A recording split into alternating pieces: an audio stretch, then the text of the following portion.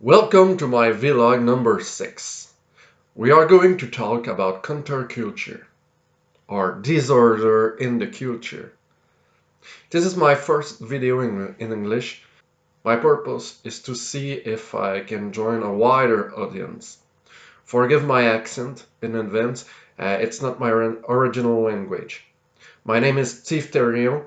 I am the author of the litany of the contreculture. Today we will consider two issues. First, what is the concept of counterculture that we'll look briefly in the first video in French, but we will go a little further on the question. And the second is the conclusion of the counterculture. What is it? Where is it going to bring us? That this loss of common sense, the loss of culture. What it will bring us is to live in a state where the only common referent between several individuals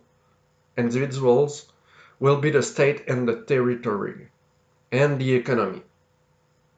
So it is practically to a strictly economic existence to which we are invited to live by the counterculture, to the totalitarianism.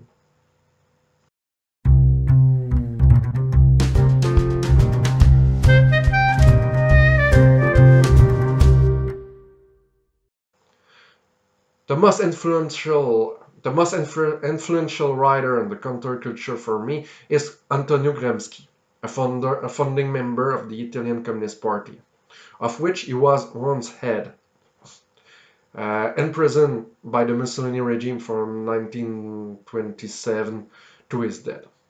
It is a Marxist intellectual. His work has been conducted mainly during his 11 years of imprisonment. In his books, he speaks of the fact of the observation of a proletarian resistance to embrace communism for three main reasons: for their attachment to the family, to the homeland, and therefore to the nationalism, and to religion, to the church. According to Gramsci, these are precisely things that must be attacked culturally. It is him that brought the Marxist war to the field of culture, to destroy, sabotage, criticize the family, the father especially, the homeland and the religion. It is a forerunner of the Frankfurt School and modern authors linked to it, like Althusser, Marcuse, Derrida, Adorno, Habermas, that are all haters of the Western civilization. And I will even classify Simone de Beauvoir, who, without being in the Frankfurt School, properly said, as a certain and undeniable Marxist semantic. We have just to replace and substitute bourgeois and proletariat by man and woman. The conception of the oppressed and the oppressor, that is a societal fantasy. The family, one can understand, and almost the father as a figure of authority, is attacked under the guise of feminism. Nationalism, its negation is the multiculturalism, and religion by secularism. Finally, the materialism, opposing a more interior conception, a certain spirituality, as Yoki would say. The counterpart, in my opinion, of Gramsci. It is the denial of an interiority. However, the success of this cultural reversal is only partially attributable, I think, of these thinkers. It is driven by interest more economic, but the project remains. But what was important to me intellectually was the concept of cultural negation for these three, even four, if we include materialism, cultural characteristic. The idea of the American counterculture that manifests during the Vietnam War in particular are aimed at a protest against institution. The implicit idea is that culture is linked to the idea of the institution. From Gransky, Yockey, and from the conception of American counterculture, we could attribute certain characteristics to what defines culture profoundly. So strangely enough, at first, the counterculture allowed me to clarify my idea of what is culture. It thus can be said that the culture, so conceived, has the characteristic of the possibility of the common in a given group, of the relation of a being precisely to other beings, but which units are therefore possible. First, you have the territory to alive on the same ground, the blood, the common filiation, the common ancestor, the family, but a larger scale, to the race in an etymological sense of radia, uh, meaning a line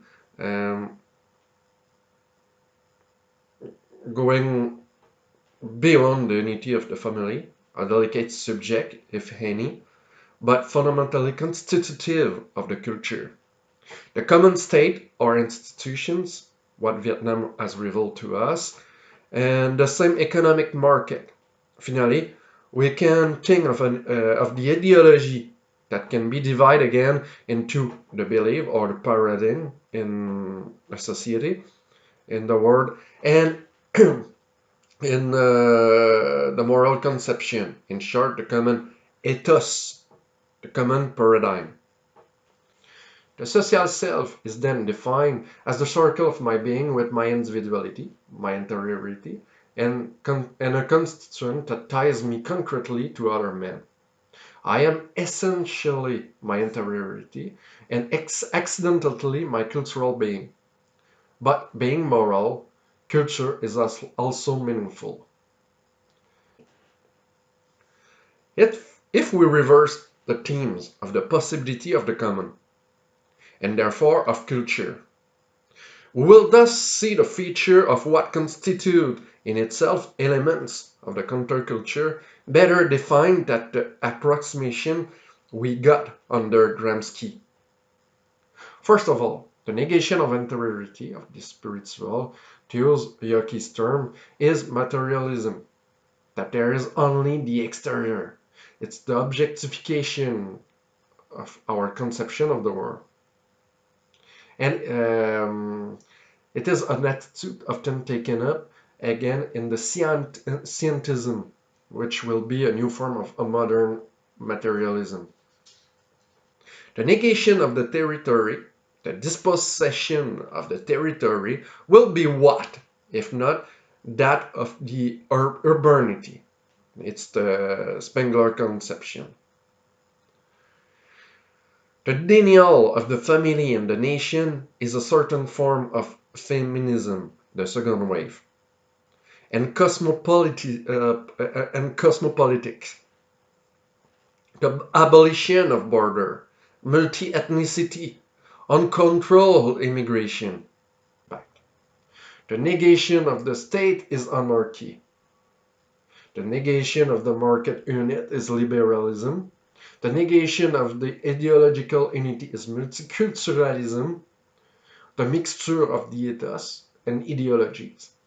It is the negation of the primary ethos, so-called neutral secularity. Neutrality is a conception of the counterculture, and it is dangerous. And the negation of the primary ethos is also the moral relativism. The more one multiplies the ethos, the more one must tend to the lowest denominator in a society. These are not all threats all the times that are present, but they are threats at some point in the counterculture. The loss of the Roman ethos led, for example, to the invasion not of one barbarian, but of multiple small Vandals. Recall the sentence attributed to Stalin. The death of a man is a tragedy. The death of many is a statistic. The death of a man is a tragedy because it is a concrete. But the death of many is less serious to the conscience because it is an abstraction. And it is the danger of the racism to deny the individuality in a society, like in the collectivism, and to become only our social being. The two must be present. To kill in a person is a social being is almost as violent as to kill his individuality or to suppress it. When there remain only the unity of the soil and the unity of the state, it is to totalitarian regime that leads. Because there is no other moral judgment on the state. No more common morality, no more moral guardianship to judge the morality of the state. So the common morality becomes only the obedience to the state. It is the state that defines morality as what the law wants. The law loses its morality. It is moral because it is the law. It is the error of a certain rule of law, a certain primacy of the law. The very name of this negation, of the negation of the unity, of the common, is diversity. Diversity is the antithesis of the concept of the constitutive unity of the cultural being. This point, therefore, a sign of declines that Montesquieu defines in the greatness and decay of the Roman people. For example, the deprivation of the land by the rich. Contreculture, therefore opposing what affirms itself as being, is also opposition, hatred of the strong, of the force defined as the capacity of affirmation by a culture. The counterculture, as we have said, is positioned as a critic. And finally, let us note also that two great agonies in the time of counterculture, the morality and the truth, which follow the loss of the ethos by the affirmation of the other ethos, and by the relativism of the diversities. Moreover, counterculture tends to social division, to social fracturation. In the discourse, in fact, they will value diversity a lot. But diversity is what? It is the loss of a certain unity. We said so. And the other hand, and on the other hand, a certain contradiction is experienced because they value the difference. But this valued difference is designed to attack precisely the unit of culture. It is under this term that the difference is extolled. The difference is the negation of the unity. But under this term, it sells much better at the same time. In the counterculture, the extreme counterculture, the radical counterculture will tend to eliminate the very concept of difference. We have to know structuralism. Please teach this in school, in universities. What makes sense is our difference. We have to get difference to make sense. But the difference in themselves are not necessarily relevant. It ultimately depends on us to moralize them or immoralize them. There is a moral judgment that must be taken on difference in order to be significant. But the very existence of difference is not moral or immoral. But the abolition of the concept of difference, the immoralization of the differentiation, the blind equality is the absurd end of the counterculture. If we attack the moral unity, we will favor all the deviant morals, not according to the value of this deviance, but as a resentment to the moral in place. This is why we. This is why, as a culture, we tolerate the veil much easier than we respect our moral heritage. And if we attack morality, we can understand that we are going to favor all other morals. We will say that there is no morality existent. That the morality is an artificial concept, a social construct. It is an operation that has no place, and blah blah blah blah blah. In fact, all what is said means absolutely nothing. Well, we will turn to a moral relativism then. It means that in the counterculture, there are two agonists, truth and morality. We said so. Everything is perspective. In the counterculture, there is a fall of the values. There is a degradation of the tradition. One thing is sad, even if we don't believe in God, it is that the churches are being destroyed or sold. Because it is our heritage, not only structurally, but from an historical point of view, and our moral heritage. It is a part of our identity as a civilization. With this element, we are now able to add elements to our table dividing the major themes. Counterculture as a negation of discourse presents itself in political correctness, in a certain fear of speaking in the name of evasive abstraction. But what we can name, we cannot think, as in the novel 1984. First, we talk about the notion of the hate of the strong in the counterculture. This corresponds mainly to Nietzsche's conception of the morality of resentment, which he wrongly attributed, I think, to Christianity. But that means that nature is love of the strong. What he found in paganism.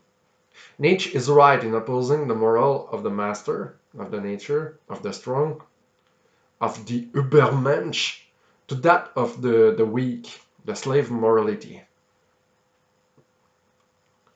the herd morality. Is culture a culture hatred of the weak then? No, most regimes attempt to defend the weak against the strong, and we can understand it because as long as I affirm my social being, I have to defend as a strong the weak that are part of this social existence. It tends to a preservation of the weak individual in a strong society. At the limit, at the limit, at the limit, nature does not hate the weak. It is indifferent to him. This is the case, for example, as culture, as ethos, whether we like it or not, of Christianity. But Nietzsche is wrong. But Nietzsche is wrong. There are not only two morals, that of the master and that of the herd. It left me a taste of incompleteness in his reading. There are two other morals. And these two don't contradict each other. That of Christianity, as a culture, for example, and that of a counter nature, as hatred of the weak.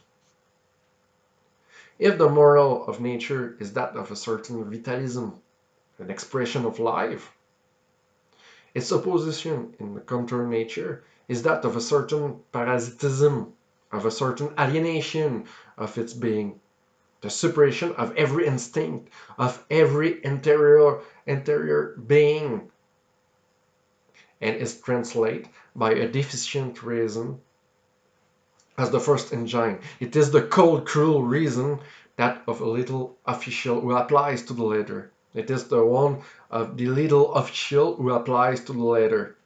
It is the abstract horror We can give as an example Eichmann.